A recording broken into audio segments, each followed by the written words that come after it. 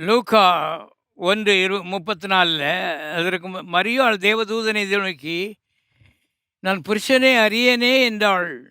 தேவதூதன் அவளுக்கு பிரயுத்தரமாக, பரிசுத்த ஆவி உன்மேலே நிழலிடும்,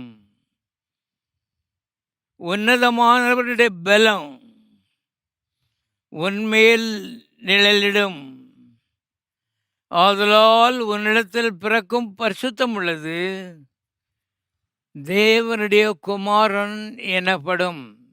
பாருங்கள், மறுபடியும் வாசிக்கிறேன், அப்போதான் விளங்கும். எந்த புருஷனுடைய தொடர்பும் உனக்கு ஏற்பட போகிறதில்ல. யோசேப்பும் உன்னை தொடப்போறதில்ல. யோசேப்பினுடைய வித்து உனக்குள்ள விழப்போறதில்ல.